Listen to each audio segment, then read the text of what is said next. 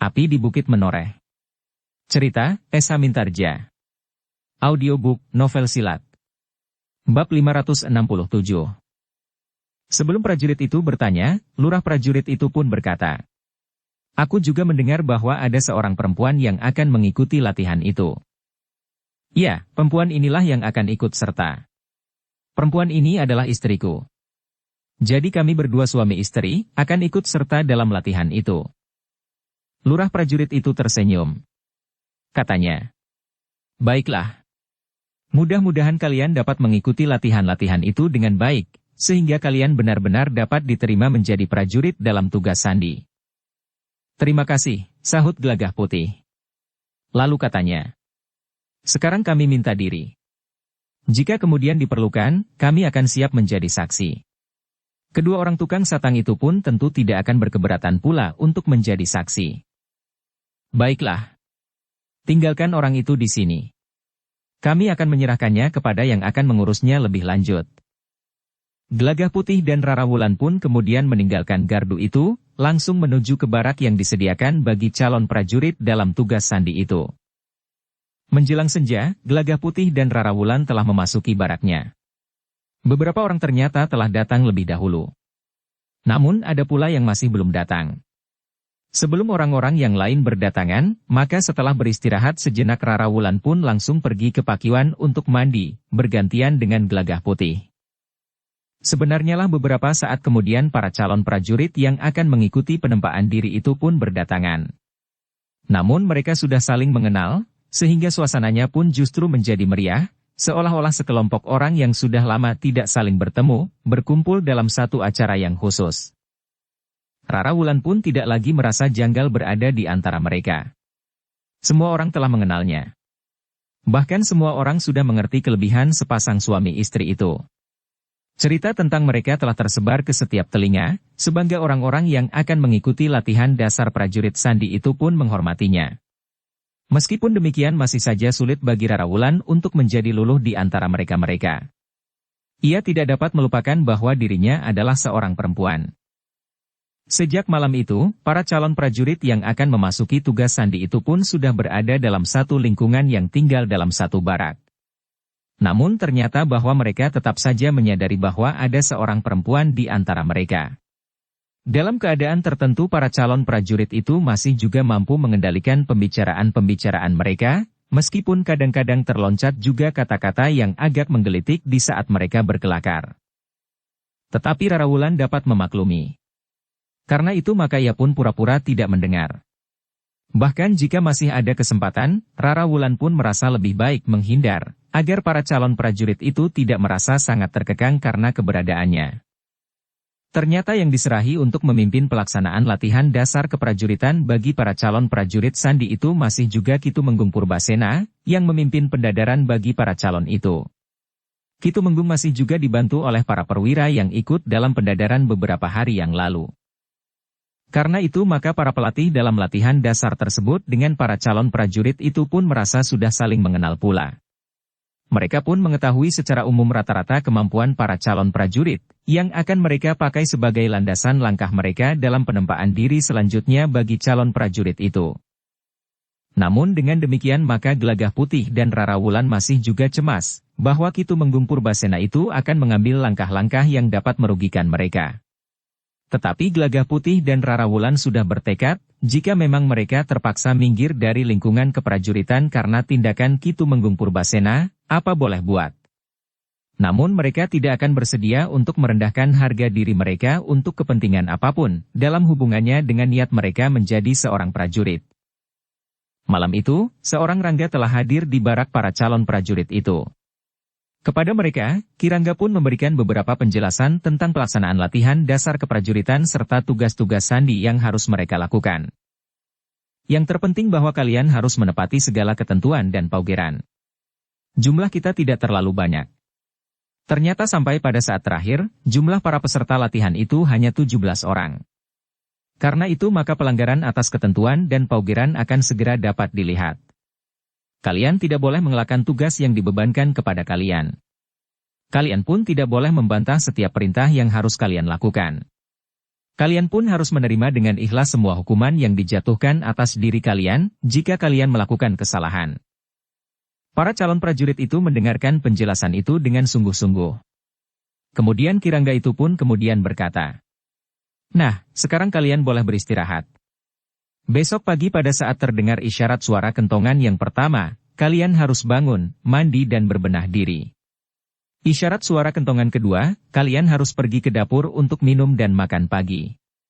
Kemudian isyarat suara kentongan untuk ketiga kalinya, kalian harus sudah siap di alun-alun Pungkuran untuk mendapatkan penjelasan. Namun pada hari kedua dan seterusnya, kalian tidak harus melakukan hal yang sama. Tetapi kalian justru harus bangun lebih pagi. Kalian harus melakukan pemanasan bersama di bawah pimpinan seorang perwira. Baru kemudian kalian beristirahat, mandi dan berbenah diri. Kemudian kalian tidak perlu pergi ke alun-alun Pungkuran. Setiap hari kalian akan mendapatkan petunjuk tentang acara di hari berikutnya." Para calon prajurit itu mengangguk-angguk kecil. Namun Rara Wulanlah yang harus berpikir, mencari jalan keluar, khususnya tentang mandi dan berbenah diri, justru setelah melakukan pemanasan di pagi hari. "Biarlah aku bicara dengan Kakang Gelagah Putih," berkata Rara Wulan di dalam hatinya. Demikianlah, Kirangga itu pun segera meninggalkan barak itu. Ia memberi kesempatan agar para calon prajurit setelah makan malam dapat segera beristirahat. Mereka yang baru saja datang, terutama yang datang dari jauh, tentu merasa letih. Sedangkan besok pagi mereka harus bersiap di alun-alun Pungkuran. Mereka akan mengikuti upacara pembukaan latihan khusus bagi para calon prajurit sandi itu. Pada wayah sepi wong, barak itu memang sudah sepi. Mereka sudah berbaring di pembaringan masing-masing. Rara Wulan memilih pembaringan yang berada di ujung. Kemudian di pembaringan sebelah ditempati oleh Gelagah Putih. Kawan-kawan mereka memang memberikan tempat terbaik bagi keduanya, karena mereka sudah mengenal bahwa keduanya adalah suami istri. Pagi-pagi sekali Rara Wulan telah bangun. Ia ingin mendahului semua orang di dalam barak itu. Ketika isyarat untuk bangun bagi para calon prajurit itu terdengar, Rara Wulan telah rapi membenahi diri. Ia sudah mengenakan pakaian khususnya, serta siap untuk hadir dalam upacara pembukaan latihan khusus bagi calon prajurit dalam tugas sandi. "Nampaknya kau tidak tidur semalaman," gurau seorang di antara para peserta yang melihat Rara Wulan telah selesai berbenah diri. Rara Wulan tersenyum. Katanya, "Hanya ada dua pilihan bagiku. Yang pertama atau yang terakhir." Orang itu pun tersenyum pula sambil mengangguk-angguk. "Ya. Itulah sulitnya. Tetapi kau tentu akan dapat mengatasinya." Demikianlah, beberapa saat kemudian terdengar suara kentongan sebagai isyarat kedua. Para calon prajurit itu pun beramai-ramai pergi ke sebuah ruangan di sebelah dapur untuk makan pagi. Makan yang termasuk sederhana. Tidak berlebihan, jenisnya maupun banyaknya, tetapi mencukupi. Setelah makan dan beristirahat sejenak, maka seorang perwira telah mendatangi mereka dan memerintahkan mereka untuk bersiap pergi ke alun-alun Pungkuran, yang jaraknya hanya beberapa ratus langkah saja. Demikianlah, ketika isyarat yang ketiga berbunyi, para calon prajurit itu pun telah meninggalkan barak mereka. Ternyata di alun-alun Pungkuran, panggungan yang dibuat pada saat pendadaran masih ada. Bahkan beberapa orang perwira telah berada di panggungan itu. Sementara para calon prajurit itu berdiri berjajar dengan tegap di depan panggungan. Para calon prajurit itu jumlahnya tidak seberapa banyak. Tetapi upacara pembukaan itu dilakukan dengan bersungguh-sungguh. Bahkan mereka masih menunggu kehadiran Ki Patih Mandaraka dan Pangeran Singasari. Namun ternyata yang hadir di alun-alun Pungkuran di depan panggungan itu tidak hanya beberapa orang calon prajurit sandi, tetapi di belakang mereka telah berbaris pasukan segelar sepapan. Pasukan itu adalah satu kesatuan yang telah dipersiapkan sebagai pasukan khusus yang akan memperkuat pasukan pengawal raja. Pada hari itu pasukan itu akan diresmikan pula oleh Pangeran Singasari, mewakili Ingkang Sinuhun di Mataram. Pasukan pengawal itu diperkuat karena ternyata Ingkang Sinuhun sendiri sering langsung turun sendiri ke medan pertempuran. Ketika terjadi perang dengan Demak, maka pasukan pengawal raja masih harus diperkuat dengan pasukan pengawal istana, yang sebenarnya mempunyai tugas yang berbeda. Beberapa saat kemudian terdengar suara bende bertalu-telu. Beberapa saat kemudian, Pangeran Singasari dan Ki Patih Mandaraka pun telah hadir di panggungan, di hadapan para calon prajurit yang akan mulai dengan latihan-latihan khusus di bawah pimpinan Ki Tumenggung Purbasena, serta sepasukan prajurit yang akan diresmikan menjadi pasukan khusus pengawal raja. Ketika matahari mulai nampak di langit, maka upacara itu pun segera dimulai. Segala sesuatunya pun berlangsung dengan lancar sebagaimana direncanakan.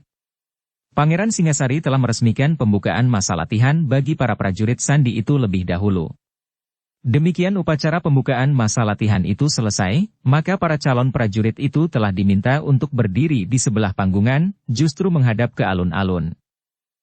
Ternyata bahwa para prajurit dari pasukan khusus pengawal raja itu akan melakukan pameran kemampuan mereka sebagai prajurit dari pasukan khusus. Pameran kemampuan itulah yang sebenarnya berlangsung lama. Para calon prajurit itu berdiri tegak di sebelah panggungan untuk ikut menyaksikan pameran kekuatan dan kemampuan yang dilakukan di alun-alun Pungkuran itu. Sebenarnya lah bahwa para prajurit dari pasukan khusus itu telah memamerkan berbagai macam kelebihan. Mereka telah mempertunjukkan kemampuan mereka bertempur dengan segala jenis senjata dan bahkan tanpa senjata. Ada pula di antara mereka yang memamerkan kemampuan mereka menunggang kuda, dan bahkan beberapa orang di antaranya menunjukkan kemampuan mereka menguasai kuda-kuda liar. Yang lain lagi mempertunjukkan kekuatan tenaganya yang sangat besar, serta ketahanan tubuhnya. Keterampilan memanjat, berayun dan berbagai macam kelebihan yang lain. Demikianlah, pameran kemampuan dan kekuatan itu berlangsung sampai lewat tengah hari, sehingga terik matahari terasa membakar kulit. Sementara itu orang-orang yang menonton pameran kekuatan dan kemampuan itu masih juga tetap bertahan. Mereka benar-benar menjadi kagum melihat kelebihan itu, sehingga mereka pun menjadi semakin berbangga atas kelebihan dari para prajurit Mataram itu. Seorang yang sudah separuh baya berkata, "Bukan main.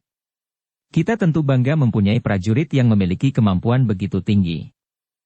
"Menakutkan," desis seorang yang berdiri di sebelahnya. "Menakutkan? Apa yang menakutkan? Jika mereka marah. Marah kepada siapa? Kepada kita. Kenapa mereka marah kepada kita? Jika kita dianggap bersalah." Orang yang sudah separuh baya itu tertawa. Dengan nada tinggi ia pun bertanya, "Kenapa kau berprasangka buruk bahwa para prajurit itu akan marah kepada kita?" "Tentu tidak. Mereka adalah prajurit yang justru harus melindungi kita. Justru karena ada mereka, kita akan merasa aman dan tenteram." Orang yang berdiri di sebelahnya itu mengangguk-angguk. Ia tahu bahwa para prajurit itu harus melindungi rakyat dari segala macam bahaya yang mengancam. Bukan hanya jika musuh datang menyerang Mataram, tetapi para prajurit itu juga akan melindungi rakyat dari kerusuhan-kerusuhan yang timbul dan bahkan dari bencana alam. Tetapi ia masih saja menjadi berdebar-debar jika ia melihat sepasukan prajurit dimanapun. Demikianlah, para prajurit dari pasukan pengawal raja itu masih mempertunjukkan berbagai macam kelebihan mereka di teriknya sinar matahari. Baru ketika matahari mulai turun di sisi barat langit, maka pameran keterampilan para prajurit itu pun berakhir.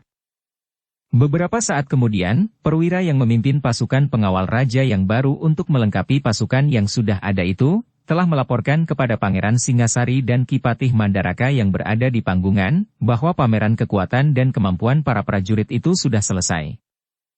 Pangeran Singasari pun telah memerintahkan para prajurit itu kembali ke barak mereka. Demikian pula para calon prajurit akan mengikuti latihan khusus bagi prajurit dalam tugas sandi itu pun diperintahkan untuk kembali ke barak mereka pula. Ternyata pada hari pertama itu para calon prajurit dalam tugas sandi itu masih belum melakukan apa-apa, kecuali melaporkan keberadaan mereka kepada Pangeran Singasari serta Ki Mandaraka yang membuka masa latihan mereka dengan resmi, kemudian menonton pameran kekuatan dan kemampuan para prajurit dari pasukan pengawal raja. Selanjutnya mereka pun telah kembali ke barak untuk makan siang dan beristirahat di barak mereka. Namun di sore hari, seorang rangga telah datang kepada mereka dengan membawa perintah-perintah, apa yang harus mereka lakukan esok pagi. Beberapa orang telah berdesah. Esok mereka harus melakukan begitu banyak tugas sejak pagi-pagi sekali. Mereka mendapat kesempatan beristirahat pada saat matahari sepenggalah. Kemudian sedikit lewat tengah hari, dan tugas mereka baru akan selesai menjelang senja. "Apakah kami harus melakukan tugas-tugas seperti ini setiap hari?" desis seorang anak muda yang tubuhnya tinggi, Berdada bidang dan agaknya mempunyai tenaga yang kuat. Ya, sahut seorang yang lebih tua. Bahkan mungkin ada hari-hari yang akan terasa lebih berat. Aku akan mati sebelum masa latihan ini selesai. Orang yang lebih tua itu tertawa. Katanya, lihat Gelagah Putih dan Rara Wulan itu. Mereka lebih tua dari kau, bahkan lebih tua dari aku. Tetapi mereka juga akan menjalaninya. Bahkan Rara Wulan adalah seorang perempuan. Anak muda yang bertubuh raksasa itu pun tersenyum pula. Katanya, ya, jika perempuan itu mampu, kenapa aku tidak? Sebenarnya lah di hari-hari berikutnya, para calon prajurit sandi itu pun harus mengikuti latihan-latihan yang berat. Setiap hari mereka harus bangun pagi-pagi sekali. Melakukan pemanasan dengan gerakan-gerakan ringan. Kadang-kadang mereka harus berlari-lari keluar dari barak mereka untuk mengelilingi alun-alun Pungkuran. Tetapi kadang-kadang mereka bahkan keluar dari alun-alun Pungkuran dan berlari-lari bukan saja mengelilingi kota, tetapi juga keluar dari pintu gerbang kota. Beberapa orang mulai mengeluh. Mereka merasa betapa letihnya mengikuti latihan-latihan yang seakan-akan tidak sempat beristirahat. Namun bagi Gelagah Putih dan Rara Wulan, latihan-latihan yang terasa berat bagi para calon prajurit sandi itu masih belum menyamai laku yang dijalaninya sesuai dengan isi kitab Kinamaskara. Karena itu bagi Gelagah Putih dan Rara Wulan, latihan-latihan itu adalah latihan-latihan yang sama sekali tidak membuatnya lelah. Meskipun demikian, Gelagah Putih dan Rara Wulan selalu berusaha menyesuaikan dirinya dengan para calon prajurit yang lain. Jika para calon prajurit yang lain nampak sangat letih, maka Gelagah Putih dan Rara Wulan nampak menjadi letih pula. Karena itu maka Gelagah Putih dan Rara Wulan sama sekali tidak menunjukkan bahwa mereka adalah orang-orang yang mempunyai kelebihan dari para calon prajurit sandi yang lain. Dalam kegiatan yang kadang-kadang dinilai kecepatan waktunya, Gelagah Putih dan Rara Wulan tidak pernah berusaha menjadi orang pertama. Mereka selalu berusaha berada di antara urutan kelima atau keenam. Dengan demikian maka Gelagah Putih dan Rara Wulan tidak menjadi orang-orang yang selalu menjadi pusat perhatian. Namun dalam pada itu, meskipun tidak nampak jelas, tetapi masih saja tetap terasa bahwa ada jarak antara Gelagah Putih dan Rara Wulan dengan Ki Tumenggung Purbasena. Dalam beberapa hal yang langsung ditangani Ki Tumenggung Purbasena, maka seakan-akan Gelagah Putih dan Rara Wulan justru tidak mendapat perhatiannya. Tetapi Gelagah Putih dan Rara Wulan justru tidak mempedulikannya. Mereka lakukan apa yang harus mereka lakukan sebagaimana calon prajurit yang lain. Dari hari ke hari, latihan-latihan bagi para calon prajurit itu justru menjadi semakin berat. Tetapi karena para calon prajurit itu sudah melakukan setiap hari, maka akhirnya mereka pun tidak lagi merasa bahwa latihan-latihan itu terlalu berat. Dalam pada itu, Gelagah Putih dan Rara Wulan pun semakin hari nampak seakan-akan menjadi semakin meningkat kemampuannya sebagaimana para calon yang lain. Mereka pun mengikuti segala macam latihan, mulai dari latihan kanuragan bagi para calon itu seorang-seorang, pertempuran dalam kelompok, cara-cara penyusupan, penyamaran, pengenalan lingkungan, ciri-ciri serta isyarat khusus bagi para prajurit Sandi Mataram. Mereka pun mendapat latihan untuk menyesuaikan diri dengan lingkungannya, serta cepat tanggap serta mengambil keputusan menghadapi setiap permasalahan. Bagi Gelagah Putih dan Rara Wulan, latihan-latihan itu tidak mempunyai kesulitan apa-apa. Yang baru bagi mereka adalah pengenalan atas isyarat-isyarat khusus bagi para prajurit Sandi Mataram. Tetapi itu pun tidak terlalu sulit bagi Gelagah Putih dan Rara Wulan. Meskipun demikian, Gelagah Putih dan Rara Wulan tidak pernah menjadi orang terbaik dalam lingkungan calon prajurit itu. Semakin lama mereka berada di barak latihan itu, maka perintah yang mereka terima pun semakin beraneka. Kadang-kadang tidak pernah terpikirkan sebelumnya. Bahkan kadang-kadang mereka menerima perintah dengan tiba-tiba. Dalam pada itu, pada satu malam para calon prajurit itu terkejut ketika seorang rangga datang kepada mereka. Ki Rangga itu menyampaikan perintah bahwa para calon prajurit harus segera bersiap. Mereka mendapat perintah untuk melakukan penjelajahan malam di sekitar kota raja. Tetapi 2 orang di antara kalian harus tinggal. Kalian tidak dapat meninggalkan barak kalian tanpa penunggu sama sekali. Tetapi 2 orang yang tinggal di barak ini tidak boleh tidur sama sekali. Mereka bertanggung jawab atas barak ini. Semua calon prajurit itu berharap bahwa merekalah yang bertugas untuk tetap tinggal di barak. Namun Ki Rangga itu pun berkata, Sebaiknya Gelagah Putih dan Rara Wulan sajalah yang tinggal di barak ini. Aku tidak berniat membedakan antara laki-laki dan perempuan, tetapi yang pertama ini, aku perintahkan Gelagah Putih dan Rara Wulanlah yang tinggal. Sedangkan yang lain akan meninggalkan barak ini bersama aku dan seorang rangga yang lain. Tidak ada yang pernah membantah perintah. Karena itu, Gelagah Putih dan Rara Wulan pun menerima perintah itu tanpa pertanyaan apapun juga. Sebenarnya lah, sejenak kemudian para calon prajurit sandi itu sudah siap. Ki Rangga pun segera memberikan perintah untuk berangkat, sementara Gelagah Putih dan Rara Wulan berdiri tegak di depan tangga barak mereka, melepas keberangkatan sekelompok calon prajurit sandi itu. Demikian sekelompok prajurit itu hilang dalam kegelapan, maka Gelagah Putih dan Rara Wulan pun segera menutup beberapa pintu barak dan menyelaraknya dari dalam. Hanya ada satu pintu yang tidak diselarak. Sementara Gelagah Putih dan Rara Wulan duduk di serambi barak itu. Siapakah yang akan mendapatkan latihan khusus malam ini, Kakang? Sekelompok kawan-kawan kita itu, atau justru kita berdua? Mereka sengaja menyingkirkan kawan-kawan kita untuk dapat memberikan latihan khusus kepada kita. Memang mungkin sekali, Rara. Karena itu sebaiknya seorang di antara kita ada di dalam barak. Mungkin ada penyusupan lewat sudut-sudut dinding atau bahkan dari atap. Baik, Kakang. Aku akan berada di dalam. Baik. Aku akan berada di sini. Agaknya memang lebih enak di dalam. Malam dingin sekali. Asal kau tidak tertidur. Rara Wulan pun tertawa. Katanya, jika aku tidur, itu salah Kakang. Sejenak kemudian Rara Wulan pun segera masuk ke dalam baraknya untuk mengawasi kemungkinan terjadi penyusupan ke dalam barak itu. Sedangkan Gelagah Putih tetap saja berada di luar. Ia pun kemudian duduk bersandar dinding di sebelah pintu yang tidak diselarak itu. Beberapa lama mereka menunggui barak itu hanya berdua saja. Seorang di dalam dan seorang di luar. Tetapi sampai malam menjadi semakin dalam, tidak terjadi apa-apa di barak itu. Tidak ada penyusupan. Tidak ada gerakan apa-apa yang terjadi di sekitar barak itu. Meskipun demikian, keduanya tidak menjadi lengah. Keduanya melakukan tugas mereka dengan sebaik-baiknya. Mungkin saja beberapa calon prajurit telah siap menyusup ke barak itu. Mereka masih menunggu pada saat kedua orang penunggu banjar itu lengah. Tetapi Gelagah Putih dan Rara Wulan memang tidak pernah lengah. Menjelang dini hari, Gelagah Putih terkejut ketika ia melihat sekelompok calon prajurit yang meninggalkan barak dalam latihan penjelajahan kota di malam hari itu, memasuki halaman barak dalam keadaan yang buruk. Beberapa orang harus dipapah oleh kawan-kawannya, sedangkan ada pula di antara mereka yang berjalan timpang. Yang lain nampak kesakitan dalam pakaian yang kusut. Gelagah Putih kemudian telah memanggil Rara Wulan yang masih ada di dalam. Rara! Lihat, mereka datang dalam keadaan yang buruk. Ada apa? Rara Wulan pun segera keluar dari ruang dalam baraknya. Berdua mereka segera turun dari tangga serambi menyongsong kawan-kawan mereka.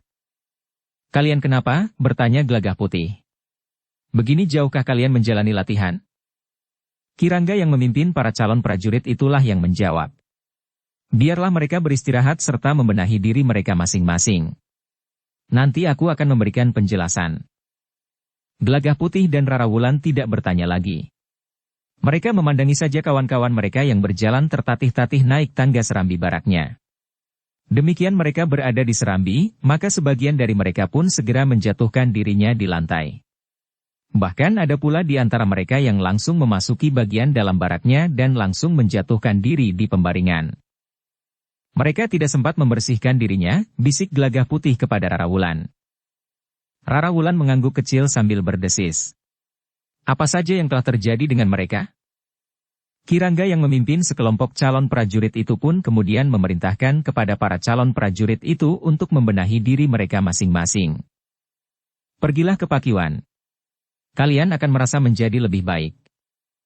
Beberapa orang pun kemudian bangkit berdiri. Dengan malas mereka pun pergi ke Pakiwan. Beberapa orang pergi di halaman sumur di barak itu. Sedangkan yang lain, masih saja berbaring di serambi atau bahkan di pembaringan mereka masing-masing meskipun pakaian mereka kusut dan kotor, menunggu giliran. Dalam pada itu, Gelagah Putih dan Rara Wulan duduk di tangga serambi barak itu bersama Ki Rangga. Aku akan mengatakan satu rahasia kepada kalian berdua. Hanya kepada kalian berdua, berkata Kirangga hampir berbisik. Gelagah Putih dan Rarawulan tidak menyahut. Aku katakan hal ini kepada kalian, karena aku mengenal siapa kalian. Aku pun percaya bahwa kalian akan dapat menyimpan rahasia ini pula. Gelagah Putih dan Rarawulan mengangguk-angguk. Kami telah membawa para calon prajurit mengelilingi kota. Tiba-tiba saja kami menemukan segerombolan perampok sedang merampok sebuah rumah yang besar di pinggir kota, dekat pintu gerbang, meskipun agak masuk ke dalam sebuah lorong. Apakah itu satu kebetulan? Bertanya Gelagah Putih. Tidak. Semuanya sudah kami rencanakan dalam rangka latihan bagi para calon prajurit sandi. Tetapi kami berharap bahwa mereka tetap tidak tahu bahwa yang mereka hadapi bukannya perampok yang sebenarnya, tetapi sekelompok perwira yang justru menjadi pelatih mereka. Apakah para calon prajurit ini tidak dapat mengenali mereka seorang demi seorang? Semua perampok itu mengenakan topeng di wajah mereka. Gelagah Putih dan Rarawulan mengangguk-angguk. Bahkan kemudian Gelagah Putih itu sambil tersenyum berkata, "Aku mengerti. Latihan ini merupakan cara yang baik bagi para calon prajurit sandi itu." Ya. Pertempuran itu terjadi dengan sengitnya. Dan kau lihat akibat yang terjadi bagi para calon prajurit itu. Ya. Tetapi apakah tidak terjadi pertempuran bersenjata? Aku tidak memerintahkan para calon prajurit untuk membawa senjata. Sementara itu para perampok itu pun tidak mempergunakan senjata pula. Lalu bagaimana pertempuran itu berakhir? Apakah para calon prajurit ini melarikan diri dari arena? Tentu tidak. Itu akan menjadi kebiasaan buruk bagi para calon prajurit. Jadi, sekelompok prajurit yang bertugas di pintu gerbang telah berdatangan. Gelagah Putih dan Rarawulan mengerutkan dahinya.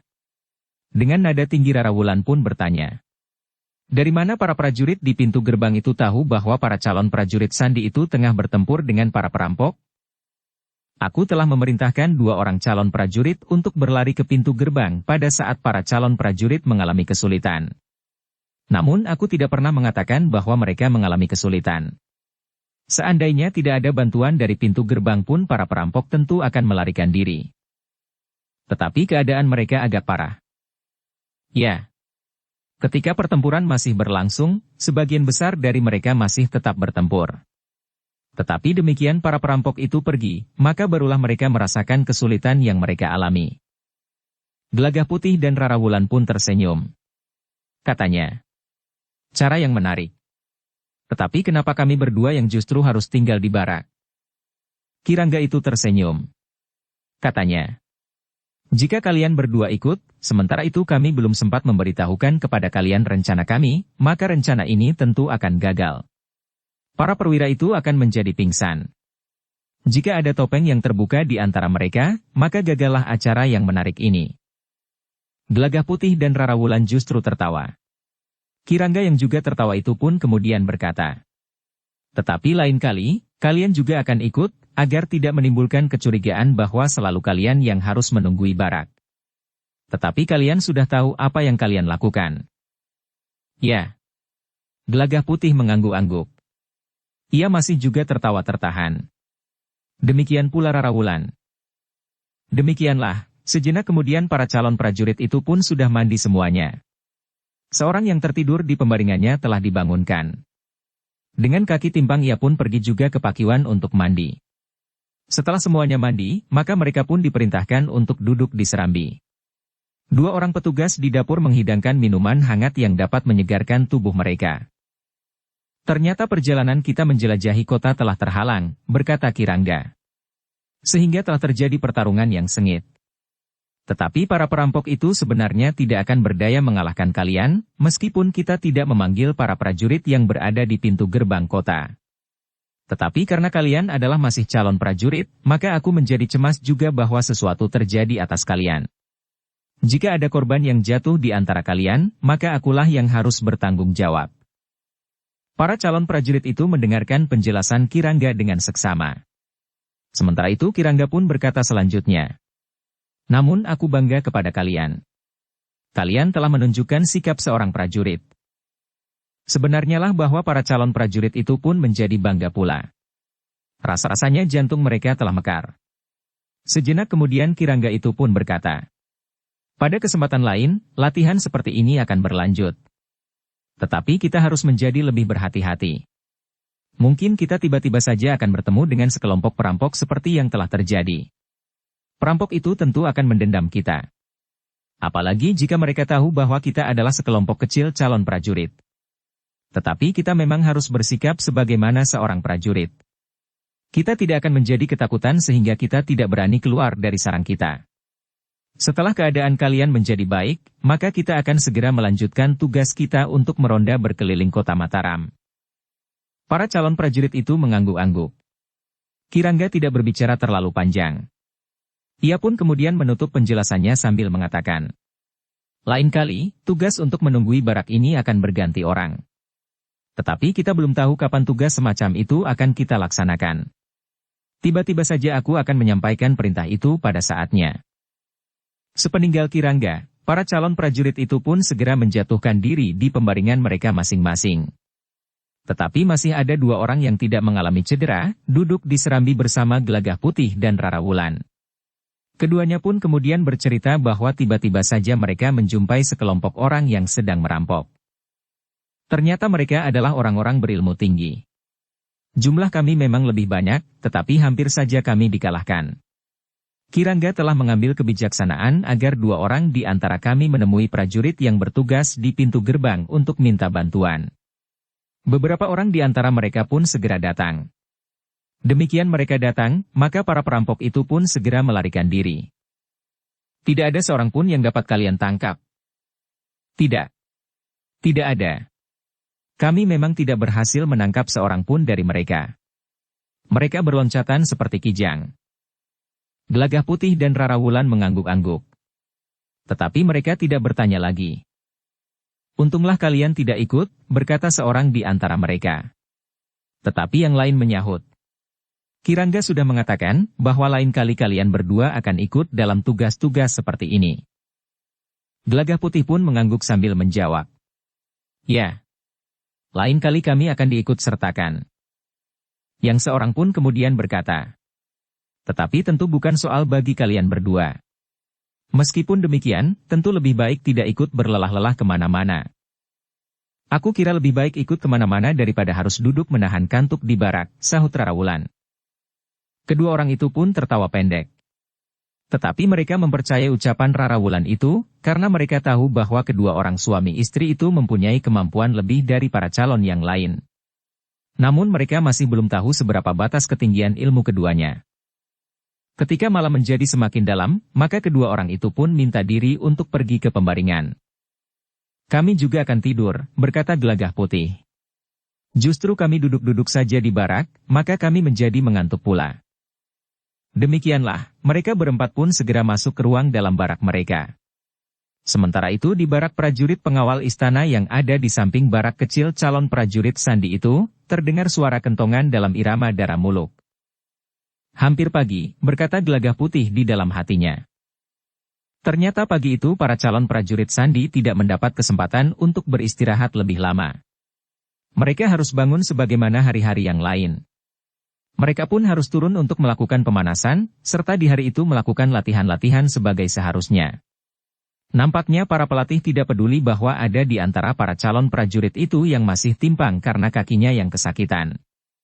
Bahkan masih ada yang perutnya terasa mual. Lengannya masih sulit digerakkan. Tetapi latihan-latihan yang seharusnya dilakukan berjalan terus, meskipun sebagian dari para calon prajurit Sandi itu mengumpat-umpat.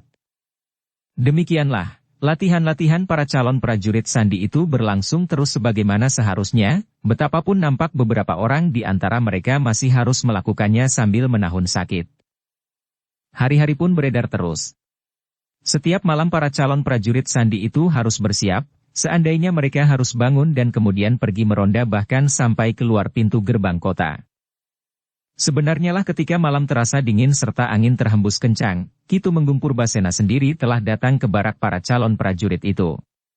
Dengan lantang Ki Tumenggung pun memerintahkan agar para calon prajurit itu bersiap. Mereka akan meronda berkeliling di dalam dan bahkan di luar pintu gerbang kota. Dengan bergegas para calon prajurit pun mempersiapkan diri. Gelagah Putih dan Rara Wulan pun dalam waktu yang singkat telah siap menjalankan tugas bersama-sama dengan para calon prajurit yang lain. Dalam waktu yang singkat semua calon prajurit telah bersiap untuk menerima perintah. Semua akan ikut bersama kami, terdengar perintah Ki Tumenggung. Lanjutnya, 4 orang prajurit akan bertahan di sini, menjaga barak yang kalian tinggalkan. Demikianlah, sejenak kemudian para calon prajurit itu pun telah berangkat meninggalkan barak. Mereka dipimpin oleh Ki Tumenggung Purbasena sendiri bersama 2 orang rangga. Seperti pada penjelajahan yang pertama, maka malam itu para calon prajurit itu pun bergerak dari lorong ke lorong. Bahkan akhirnya mereka tidak saja berada di dalam lingkungan pintu gerbang kota, tetapi mereka telah merambah keluar dinding kota. Iring-iringan calon prajurit sandi itu telah menembus batas-batas Bulak Panjang, Padang Perdu dan bahkan daerah-daerah yang rumit, melintas di pinggir-pinggir hutan dalam gelapnya malam. Bahkan angin yang berhembus mulai terasa basah. Sementara langit nampak gelap. Bintang-bintang telah bersembunyi di belakang awan yang kelabu. Beberapa saat kemudian, terasa titik-titik air mulai berjatuhan dari mendung yang pekat. Ketika iring-iringan itu berjalan semakin cepat, maka Ki Tumenggung Purbasena pun membentak. Siapakah yang memerintahkan kalian melarikan diri dari hujan? Heh? Bukankah kalian bukan sebangsa garam, yang akan larut ke dalam air? Para calon prajurit itu pun memperlambat langkah mereka, meskipun hujan kemudian turun semakin lebat. Ki Tumenggung Purbasena juga kehujanan. Kenapa kita harus menghindar, desis seorang calon prajurit. Namun kawannya juga bertanya. Siapa yang menghindari hujan, yang tidak lebih dari titik-titik air? Heh, orang yang berdesis itu justru terkejut. Katanya kemudian. Ya. Siapa yang takut kehujanan? Keduanya pun terdiam. Iring-iringan itu pun kemudian turun ke jalan yang lebih besar. Sebuah bulak yang panjang. Sekali-sekali nampak kilat meloncat di udara. Sinarnya rasa-rasanya telah menerangi seluruh permukaan bumi. Ki Tumenggung Purbasena berjalan di paling depan. Sedangkan seorang dari kedua orang rangga berjalan di sisi kanan iring-iringan itu. Seorang yang lain berjalan di paling belakang. Namun ketika mereka berada di simpang 4 di tengah-tengah bulak yang panjang, Ki Tumenggung Purbasena pun memberi isyarat agar para calon prajurit itu berhenti.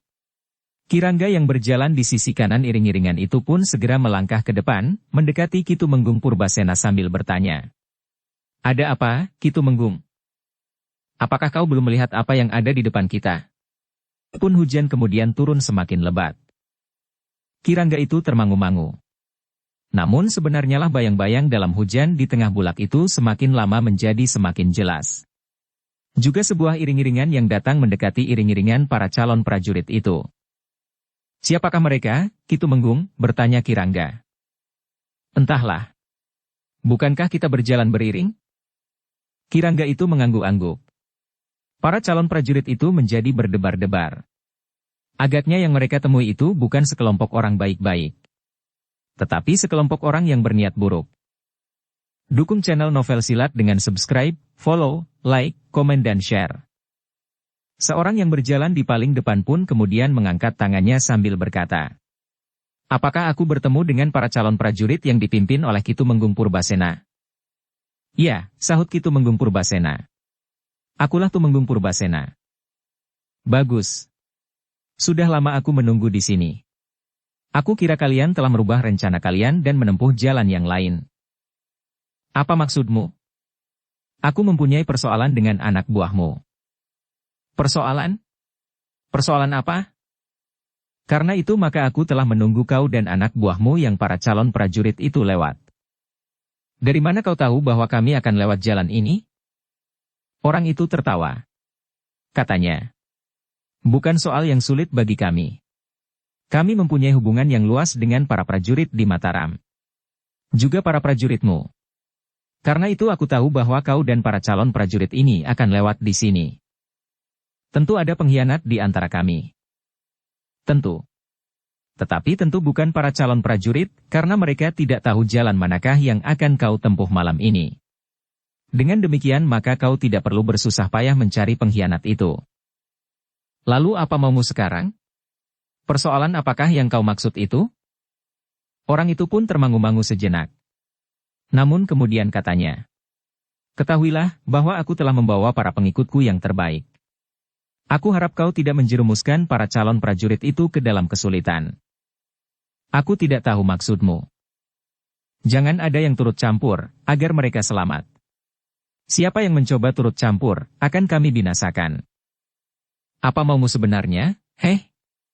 Jangan hanya melingkar-lingkar saja. Kau harus mengatakan dengan jelas. Aku hanya berurusan dengan Gelagah Putih dan Rara Wulan. Aku tahu bahwa keduanya ada di dalam iring-iringan calon prajurit sandi itu. Karena itu, serahkan mereka kepadaku. Apa kepentinganmu dengan mereka? Aku mendendam kakaknya suami istri. Aku adalah seorang pengikut Kisah Balintang. Aku datang untuk membalas dendam. Jika kau serahkan kepadaku Gelagah Putih dan Rara Wulan, maka aku tidak akan mengganggu para calon prajurit yang lain. Aku akan memerintahkan orang-orangku untuk tidak berbuat apa-apa. Tetapi jika mereka ikut campur, maka kami akan menyelesaikan mereka sampai orang yang terakhir. Itu tidak mungkin, bentak Kitumenggung Purbasena. Gelagah Putih dan Rara Wulan sekarang berada di bawah tanggung jawabku. Karena itu maka segala persoalan yang menyangkut diri mereka, harus kalian selesaikan dengan aku. Orang itu tertawa.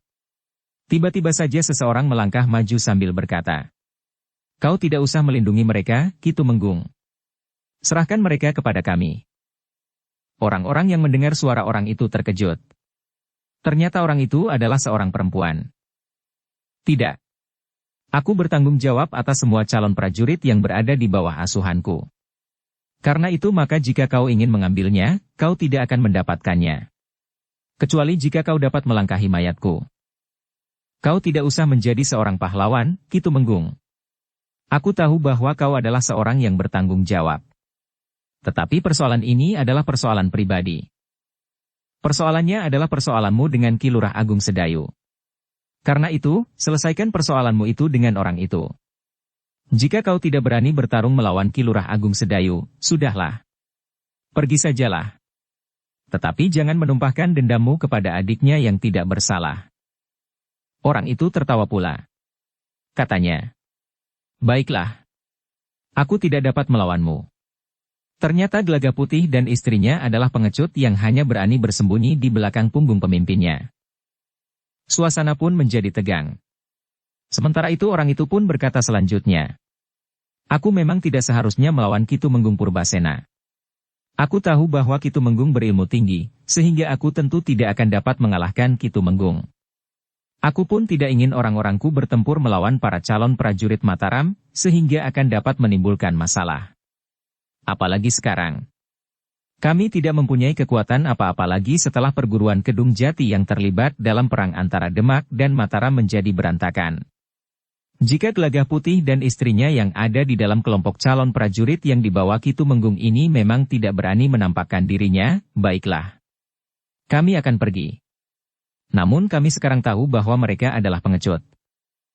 Sudah aku katakan bahwa persoalanmu sama sekali tidak ada hubungan dengan Gelagah Putih. Karena itu kau harus menyelesaikan persoalanmu itu dengan Ki Lurah Agung Sedayu dan istrinya." "Baik. Baik. Selamat malam Kitumenggung Purbasena." Kemudian ia pun berkata kepada para calon prajurit itu, "Siapapun di antara kalian yang bernama Gelagah Putih dan Rara Wulan, aku mengucapkan selamat. Kalian telah mendapat kesempatan untuk berlindung di bawah sayap-sayap yang hangat dari Kitumenggung Purbasena, sehingga umur kalian masih akan panjang." Dalam pada itu, Gelagah Putih dan Rara Wulan yang sudah menahan diri sekian lama akhirnya tidak lagi dapat mengendalikan diri. Keduanya pun kemudian bergerak maju mendekati Kitumenggung Purbasena. Dengan suara yang bergetar, Gelagah Putih pun berkata, "Kitumenggung, aku minta izin untuk berbicara dengan orang ini." "Tidak," bentak Kitumenggung. "Aku bertanggung jawab atas semua calon prajurit ini. Karena itu biarlah aku yang menghadapi mereka, apapun yang akan mereka lakukan." Orang yang datang mencari Gelagah Putih dan Rara Wulan itu pun kemudian bertanya, "Akhirnya kau menampakkan dirimu pula, Gelagah Putih. Tetapi ternyata bahwa aku tidak dapat berbuat apa-apa. Kitumenggung Purbasena adalah seorang tumenggung yang bertanggung jawab atas tugasnya, sehingga kau dapat terselamatkan." "Kitumenggung," berkata Gelagah Putih. "Apakah aku harus berdiam diri mendengarkan suaranya yang sangat menusuk perasaan itu? Jika kau merasa perasaanmu tertusuk, lakukanlah sesuatu untuk menyelamatkan harga dirimu. Bukan justru bersembunyi di balik tanggung jawab Ki Tumenggung. Ki Tumenggung, berkata Gelagah Putih kemudian. Agaknya persoalan ini adalah persoalan pribadi. Biarlah kawan-kawanku para calon prajurit menjadi saksi, bahwa aku dan istriku akan menyelesaikan persoalan dengan orang ini secara pribadi.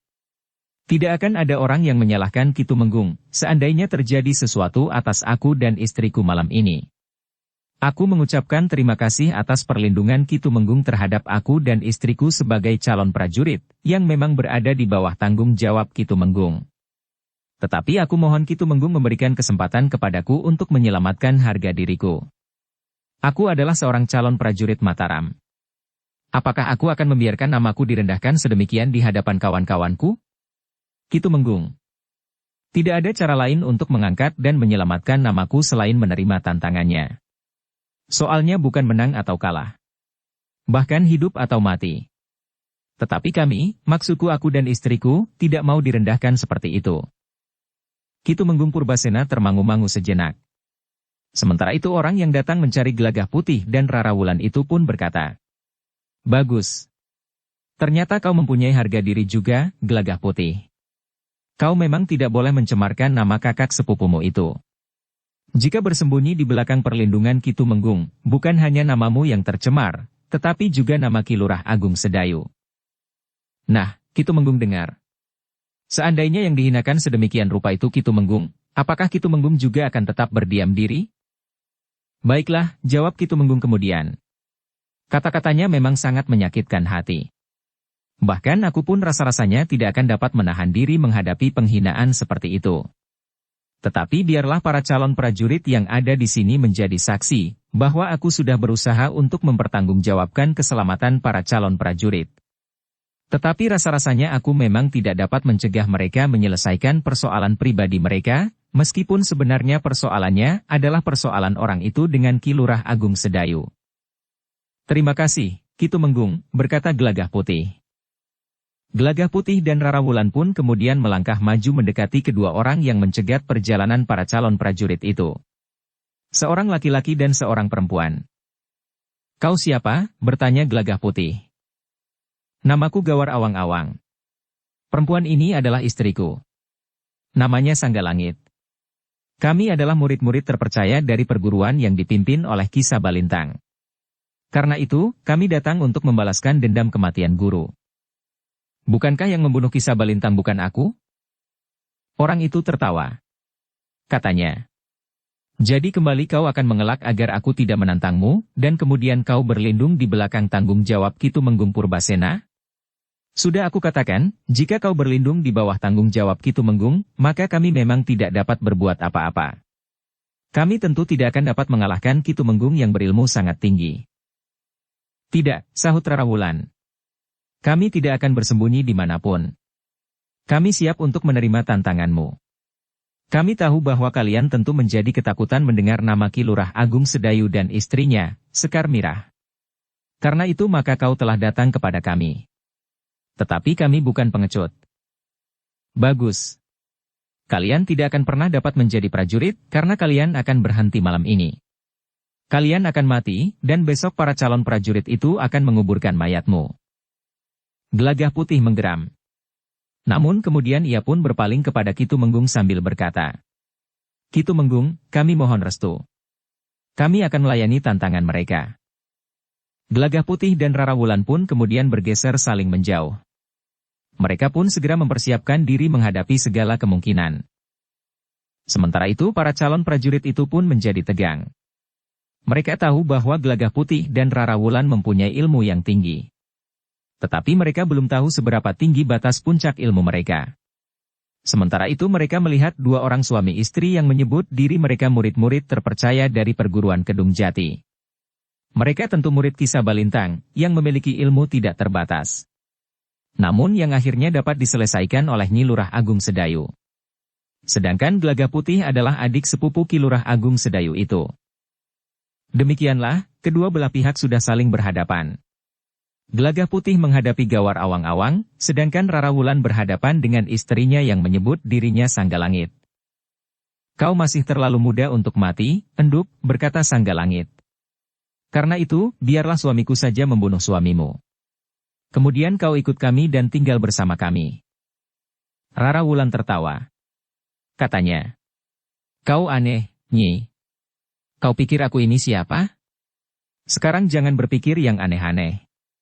Bersiaplah. Bukankah kau akan membalas dendam atas kematian Kisah Balintang, tetapi kau tidak berani menemui Kakang Agung Sedayu serta Mbokayu Sekar Mirah. Jika kau hanya berani melawan kami, maka sebaiknya kita bertempur. Bagus. Sebenarnya aku merasa sayang jika aku harus membunuhmu. Tetapi apa boleh buat? Kau sendiri menghendakinya.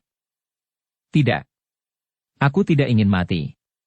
Tetapi nampaknya malam ini di bawah hujan yang deras ini, akulah yang akan membunuh. Nyi Sangga Langit itu pun menggeram. Sambil bergeser ia pun berkata, kau tidak akan dapat bertahan sepenginang, Enduk. Rara Wulan tidak menjawab. Tetapi ia pun bergeser pula ke samping.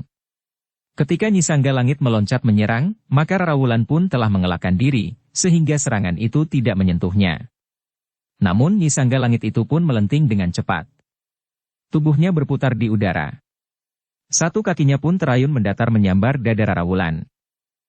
Tetapi serangan itu pun tidak mengenai sasarannya. Rara Wulan menggeliat, sehingga kaki Nyi Sangga Langit itu terayun sejengkal dari dadanya.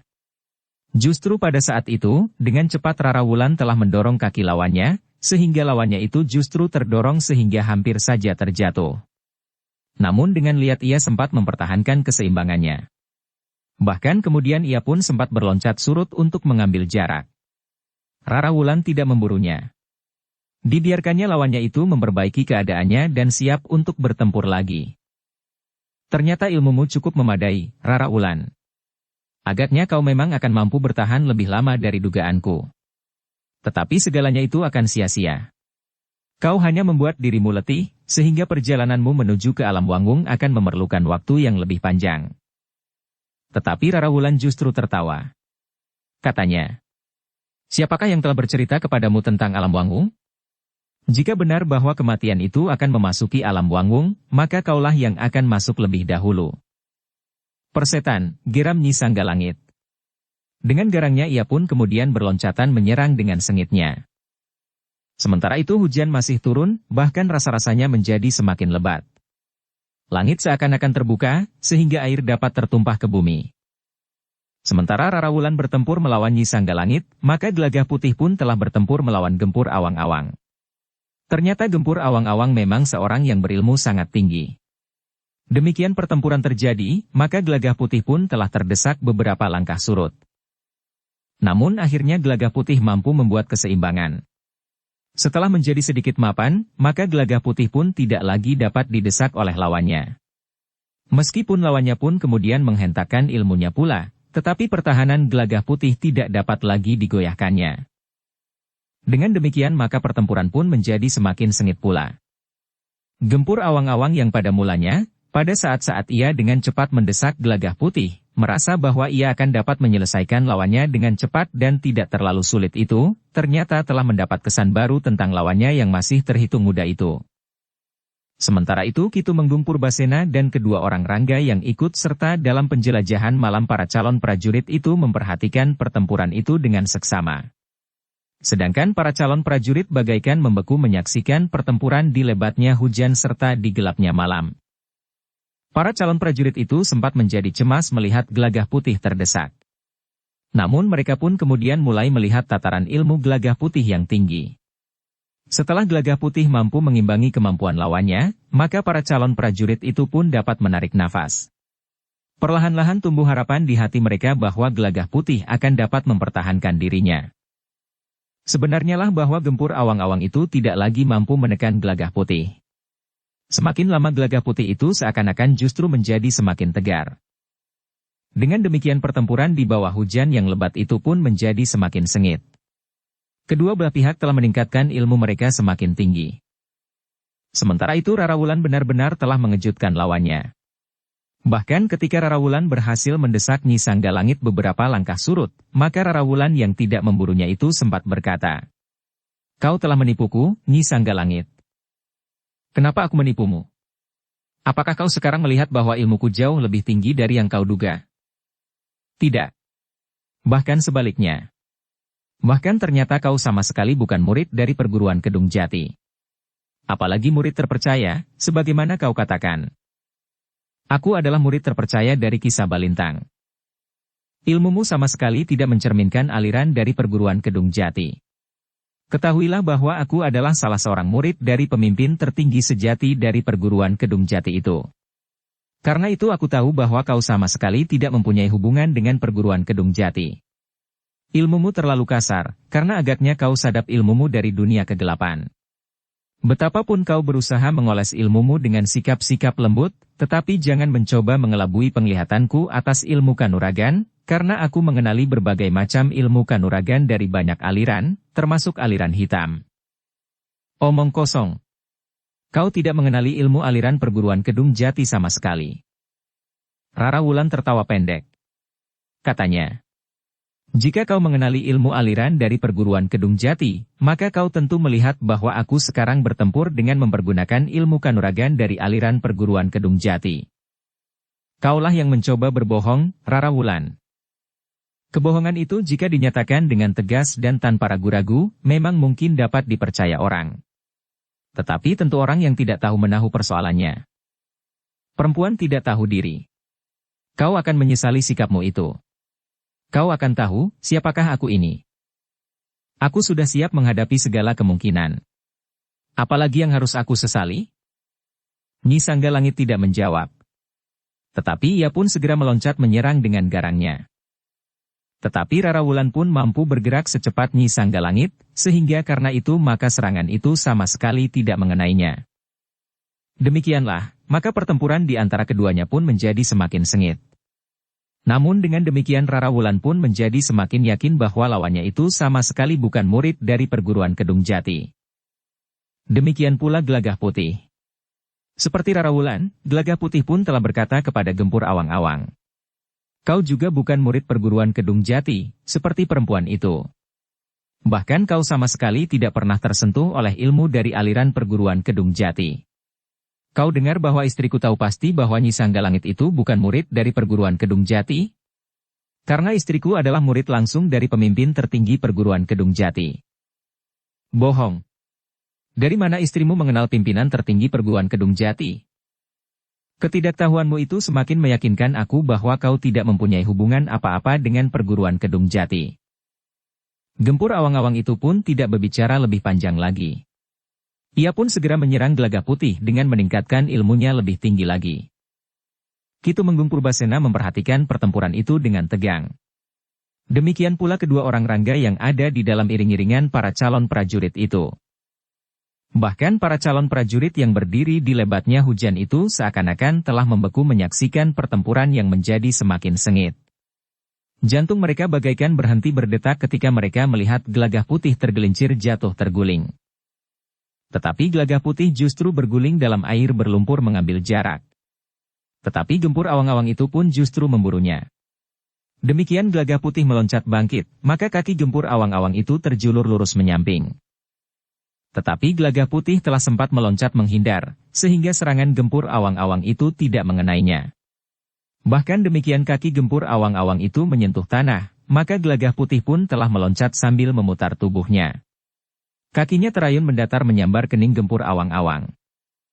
Gempur Awang-Awanglah yang kemudian terpelanting dan jatuh ke dalam kubangan. Seperti Gelagah Putih, maka pakaiannya pun menjadi sangat kotor oleh lumpur. Namun Gempur Awang-Awang pun dengan cepat pula bangkit. Demikianlah, pertempuran pun menjadi semakin lama semakin sengit.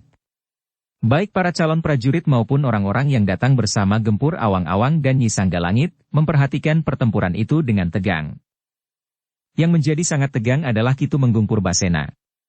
Beberapa kali ia bergeser agar dapat memperhatikan pertempuran itu dengan lebih seksama. Sekali-sekali ia mendekati lingkaran pertempuran antara Rara Wulan dan Nyi Sanggalangit.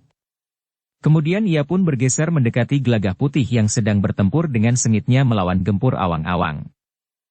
Namun semakin lama Gempur Awang-Awang pun menjadi semakin terdesak.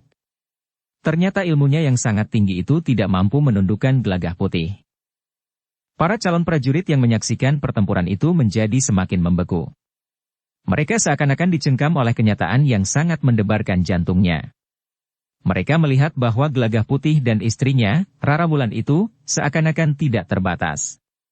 Menghadapi lawan yang berilmu sangat tinggi itu, Gelagah Putih dan Rara Wulan masih mampu mengimbanginya.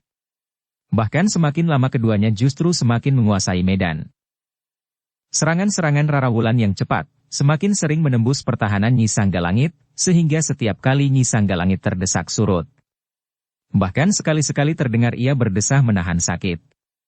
Ketika serangan kaki Rara Wulan mengenai lambung Nyi Sanggalangit, maka terdengar Nyi Sanggalangit itu mengaduh tertahan. Perutnya menjadi sangat mual, sementara nafasnya menjadi sesak. Tetapi Nyi Sanggalangit pun kemudian telah menghentakkan sisa tenaga dan kemampuannya. Ia pun telah meloncat maju sambil menjulurkan tangannya dengan jari-jari terbuka. Rara Wulan memang agak terkejut. Ia melihat jari-jari tangan Nyi Sanggalangit itu menjadi merah membara. Air hujan yang menimpa jari-jari tangan Nyi Sanggalangit itu pun segera menjadi gemerisik serta mendidih. Rara Wulan yang mempunyai pengalaman yang luas itu pun segera mengenali ilmu itu. Tangan Nyi Sanggalangit memang membara. Setiap sentuhan ujung jarinya akan menjadi luka terbakar. Sementara itu, air hujan yang mendidih karena menyentuh jari-jari Nyi Sanggalangit itu pun telah mengepulkan asap yang putih, sehingga gelapnya malam yang menjadi semakin kelam oleh air hujan itu pun bagaikan dibayangi tabir yang putih. Uap air ini terasa panas, berkata Rara Wulan di dalam hatinya. Ternyata bukan hanya Nyi Sanggalangit saja yang jari-jari tangannya telah membara. Tetapi jari-jari tangan Gempur Awang-Awang pun menjadi merah pula. Uap air yang mendidih juga menghangatkan udara di malam yang basah itu. Tetapi baik Nyi Sanggalangit maupun Gempur Awang-Awang masih belum berhasil menyentuh tubuh Rara Wulan dan Gelagah Putih, sehingga jari-jarinya yang membara itu tidak berhasil melukai lawannya. Untuk melawan bara di jari-jari lawannya, Gelagah Putih dan Rara Wulan masih dapat mengatasi serangan-serangan lawan mereka dengan kecepatan mereka bergerak. Kemampuan mereka meringankan tubuh mereka telah membuat lawan-lawannya kebingungan. Gelagah Putih memang sempat berpikir untuk mempergunakan ilmunya Aji Sigar Bumi. Tetapi Gelagah Putih telah mengurungkannya. Demikian pula Rara Wulan, tidak berniat untuk melepaskan Aji Pacarwutah Pusparinonce. Mereka tidak tahu batas kemampuan lawan-lawan mereka, sehingga jika ilmu lawan mereka lebih tinggi, maka keadaan mereka sendirilah yang akan menjadi sangat buruk. Karena itu, dalam keadaan yang sangat memaksa maka mereka tidak mau mengalami kegagalan sehingga mereka tidak mempunyai kesempatan berikutnya. Karena itu, jika sampai pada puncak perlawanannya maka mereka akan mengeterapkan ilmu puncak mereka, Aji Namaskara. Tetapi sebelumnya, mereka masih berusaha untuk mengatasi jari-jari lawan mereka yang membara itu dengan ilmu meringankan tubuh, sehingga mereka dapat bergerak lebih cepat. Sehingga mereka selalu dapat mendahului serangan-serangan lawannya yang sangat berbahaya itu. Sebenarnya lah bahwa Gempur Awang-Awang dan Nyi Sanggalangit tidak mampu mengatasi kecepatan gerak Gelagah Putih dan Rara Wulan. Meskipun mereka telah mengerahkan segenap kemampuan serta tenaga, namun jari-jari mereka sama sekali masih belum berhasil menyentuh tubuh lawan mereka. Dengan meningkatkan daya tahan tubuh mereka, Gelagah Putih dan Rara Wulan yang berusaha mengatasi panasnya uap air yang mendidih dan jari-jari tangan Gempur Awang-Awang dan Nyi Sanggalangit itu, masih saja mampu menembus pertahanan lawan-lawan mereka. Gempur Awang-Awang dan Nyi Sanggalangit memang menjadi agak bingung jika tiba-tiba saja Gelagah Putih dan Rara Wulan menyerang mereka dari belakang, tanpa dapat mengikuti kecepatan gerak mereka. Kitumenggung Purbasena benar-benar menjadi tegang. Pertempuran yang berlangsung itu semakin lama menjadi semakin meyakinkan bahwa Gelagah Putih dan Rara Wulan akan dapat memenangkan pertempuran itu. Namun Gempur Awang-Awang dan Nyi Sanggalangit adalah orang-orang yang berilmu sangat tinggi. Dalam keadaan yang memaksa, mereka pun akan dapat sampai ke puncak ilmu mereka. Tetapi Gelagah Putih dan Rara Wulan pun memiliki ilmu andalan yang akan dapat melindungi diri mereka, dan bahkan akan sangat berbahaya bagi lawan-lawan mereka. Dalam pada itu, ketika Gempur Awang-Awang dan Nyi Sanggalangit sudah tidak lagi dapat mengelakkan diri dari kenyataan bahwa ilmu Gelagah Putih dan Rara Wulan tidak dapat diatasinya dengan ilmu kanuragan, maka mereka pun siap untuk sampai ke puncak ilmu mereka. Gempur Awang-Awang pun kemudian telah memberikan isyarat kepada Nyi Sanggalangit, bahwa sudah sampai saatnya mereka akan melepaskan ilmu andalan mereka. Jantung Kitumenggung Purbasena bagaikan berhenti berdetak. Dengan serta-merta ia pun berteriak. Cukup, Cukup. Aku tidak mau melihat calon prajuritku menjadi cedera. Gempur Awang-Awang dan Nyi Sanggalangit pun terkejut. Bahkan Gelagah Putih dan Rara Wulan. Demikian pula kedua orang rangga yang menyertai Ki Tumenggung itu, serta para calon prajurit. Para rangga dan calon prajurit itu melihat bahwa justru Gelagah Putih dan Rara Wulanlah yang telah mendesak mereka. Bahkan seandainya kedua orang itu mempergunakan ilmu pamungkas mereka, mereka pun yakin bahwa Gelagah Putih dan Rara Wulan akan dapat melawannya. Gempur Awang-Awang dan Nyi Sanggalangit itu pun meloncat surut untuk mengambil jarak. Sementara itu Gelagah Putih dan Rara Wulan yang sudah bertekad untuk melawan ilmu puncak kedua lawannya dengan Aji Namaskara, justru termangu-mangu. Ki Tumenggung Purbasena, berkata Gelagah Putih dengan suara yang bergetar menahan gejolak perasaannya. Biarlah kami menuntaskan permainan kami. Aku tidak ingin Gempur Awang-Awang dan Nyi Sanggalangit menjadi kecewa. Ilmu apapun yang akan mereka tumpahkan, kami berdua sudah siap untuk melawannya. Dengan ilmu puncak kami masing-masing, maka pertempuran ini akan tuntas. Mungkin kamilah yang akan binasa, tetapi mungkin aku akan dapat menyelesaikan pertarungan ini. Tidak, bentak Ki Tumenggung. Benturan ilmu puncak dari dua orang yang berilmu tinggi akan dapat mencederai kedua-duanya. Karena itu, aku tidak akan mengizinkan kalian, calon prajurit yang berada di bawah pimpinanku, membenturkan ilmu puncak kalian dengan mempertaruhkan nyawa kalian. Sebelum Gelagah Putih menjawab, Ki Tumenggung itu pun berkata kepada Gempur Awang-Awang dan Nyi Sanggalangit. Sekali lagi aku peringatkan, pergilah. Uruslah persoalanmu dengan Ki Lurah Agung Sedayu dan istrinya, Sekar Mirah. Jangan ganggu calon prajurit yang berada di bawah tanggung jawabku. Mereka tidak usah mencari Kakang Agung Sedayu dan Bokayu Sekar Mirah. Kami berdua sanggup menyelesaikan mereka di sini. Tidak. Sekali lagi aku perintahkan, pergilah. Bawa orang-orang kalian, dan jangan mengganggu lagi calon prajuritku. Namun seorang di antara kedua orang rangga itu pun berkata, kita harus menangkap mereka, Ki Tumenggung. Kita harus tahu, apakah latar belakang dari perbuatan mereka yang sebenarnya. Menurut Rara Wulan dan Gelagah Putih pada saat mereka bertempur, aku mendengar bahwa ilmu mereka sama sekali bukan bersumber dari aliran perguruan Kedung Jati. Aku juga meragukannya, karena aku pernah bertempur dengan gerombolan orang yang mengaku para murid dari perguruan Kedung Jati. Bahkan aku percaya dengan pernyataan Rara Wulan yang tentu telah mendapat tuntunan serta telah menyadap ilmu Nyi Lurah Agung Sedayu, yang sebenarnya adalah salah seorang pemimpin sejati dari perguruan Kedung Jati. Cukup, bentak Ki Tumenggung. Aku bertanggung jawab atas keselamatan para calon prajurit.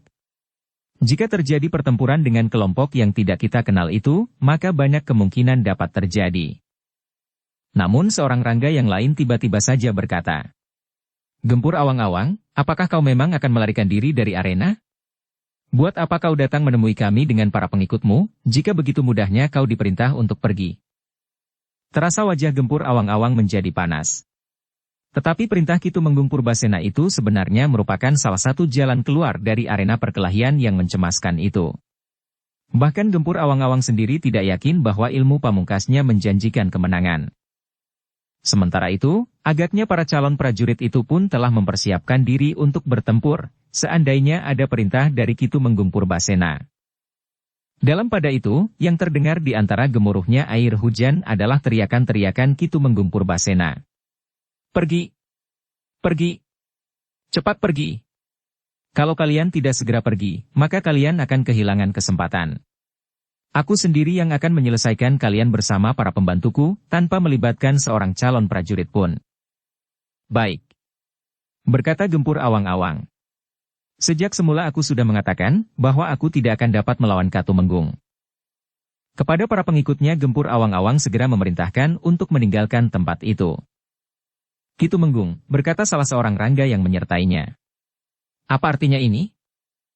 Sudah aku katakan, aku harus mempertanggungjawabkan semua orang yang ada di sini. Para rangga itu pun akhirnya berdiri. Apalagi para calon prajurit. Sementara itu Gelagah Putih pun berkata, aku tidak tahu kenapa Ki Tumenggung Purbasena tidak mengizinkan kami menyelesaikan pertempuran itu, apapun yang terjadi. Para calon prajurit dan para rangga dapat menjadi saksi bahwa apa yang kami lakukan adalah tanggung jawab kami sendiri. Cukup, bentak Ki Tumenggung. Gelagah Putih terdiam. Sementara itu para calon prajurit dan para rangga itu pun melihat betapa Gempur awang-awang berjalan dengan kaki kiri yang agak diseretnya saja, karena sendi-sendinya yang nyeri. Dadanya pun terasa sakit, seakan-akan ada tulang iganya yang retak. Sementara itu Nyi Sanggalangit berjalan sambil menekan lambungnya. Nampaknya Nyi Sanggalangit itu pun merasa sangat kesakitan. Sedangkan Gelagah Putih dan Rarawulan yang meskipun juga merasa sakit di beberapa bagian tubuhnya, tetapi mereka masih mampu mengatasinya dengan daya tahan tubuhnya, sehingga keduanya masih tetap tegar. Namun mereka tidak mempunyai banyak waktu untuk memperhatikan Gempur awang-awang dan Nyi Sanggalintang terlalu lama. Ki Tumenggung Purbasena pun kemudian telah memerintahkan para calon prajurit itu untuk segera bergerak meninggalkan tempat itu. Aku tidak tahu kenapa Ki Tumenggung Purbasena tidak mengizinkan kami menyelesaikan pertempuran itu, apapun yang terjadi. Sejenak kemudian iring-iringan itu pun sudah bergerak. Tetapi Ki Tumenggung Purbasena tidak lagi membawa pasukannya menelusuri jalan-jalan di Mataram dan sekitarnya. Ki Purbasena telah memerintahkan para calon prajurit itu untuk kembali ke baraknya. Di dini hari, iring-iringan itu telah berada di barak. Mereka pun segera diperintahkan untuk membersihkan diri dan kemudian mengeringkan tubuhnya dan berganti pakaian. Seperti biasanya, jika tidak yang pertama, maka Rarawulan melakukannya yang terakhir. Karena malam itu semuanya tergesa-gesa pergi ke Pakiwan karena pakaian mereka yang basah dan kotor oleh hujan serta lumpur, sehingga beberapa orang bahkan pergi ke Pakiwan bersama-sama, maka Rarawulan terpaksa menunggu hingga yang terakhir. Setelah semuanya selesai berbenah diri, maka para calon prajurit itu pun duduk-duduk sejenak di serambi. Ternyata para petugas di dapur telah menyiapkan minuman hangat bagi mereka yang kedinginan oleh hujan yang lebat. Ki Tumenggung telah mandi dan berganti pakaian di barak para calon prajurit itu pula. Demikian juga kedua orang rangga yang menyertainya. Demikian para calon prajurit itu selesai minum minuman hangat, maka Ki Tumenggung Purbasena pun segera memerintahkan mereka untuk beristirahat. Perutku lapar sekali, desis seorang di antara para calon prajurit itu. Ternyata ia tidak sendiri. Hampir semua calon prajurit itu merasa lapar. Tetapi malam itu mereka hanya mendapat minuman hangat. Mereka tidak mendapat makanan. Dengan perut lapar, maka para calon prajurit itu berusaha untuk memanfaatkan sisa malam. Mereka mencoba untuk tidur, karena di hari berikutnya mereka tetap menjalankan tugas mereka seperti biasa. Ketika para calon prajurit itu membaringkan tubuhnya, hujan pun berhenti. Udara terasa dingin, apalagi mereka baru saja kehujanan. Sehingga mereka pun telah menyembunyikan tubuh mereka di bawah kain panjang mereka. Namun sebelum mereka tertidur di waktu yang sangat sempit itu, mereka masih saja mengenang apa yang baru saja terjadi. Tidak hanya peristiwanya itu sendiri, tetapi juga ilmu Gelagah Putih dan Rarawulan. Meskipun mereka tahu bahwa suami istri itu mempunyai kelebihan, tetapi mereka tidak membayangkan bahwa ilmu keduanya itu seakan-akan tidak terbatas.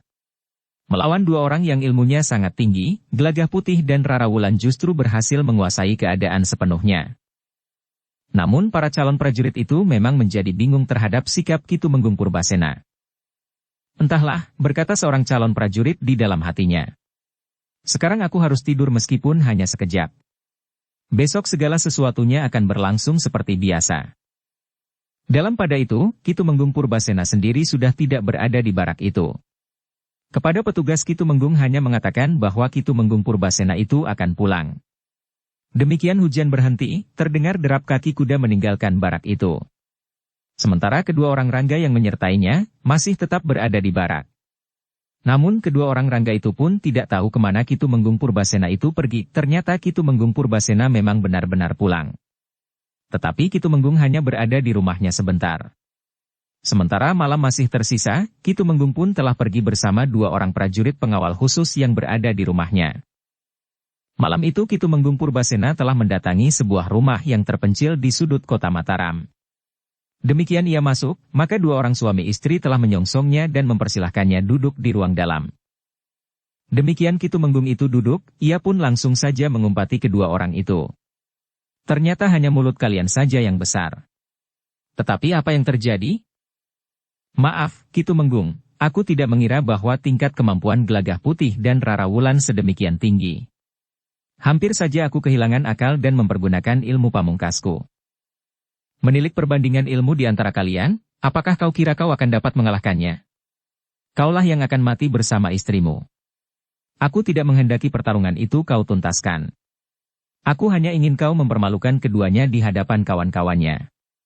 Aku ingin bahwa kesan tentang kelebihan Gelagah Putih itu tidak meracuni kawan-kawannya, sehingga tanpa diangkat, Gelagah Putih dan Rara Wulan seakan-akan telah menjadi pemimpin mereka.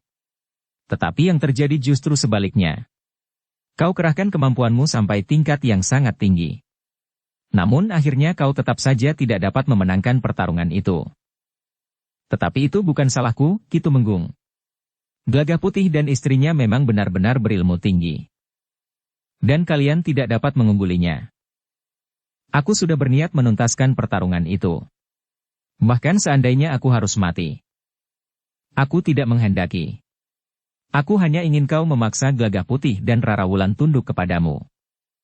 Ki Tumenggung tidak dapat menyalahkan kami, sahut perempuan yang mengaku bernama Nyi Sanggalangit itu. Ki Tumenggung ternyata tidak dapat menilai kemampuan Gelagah Putih dan Rara Wulan yang sebenarnya, sehingga jika Ki Tumenggung tidak berhasil mencegah, mungkin aku dan Kakang sudah mati.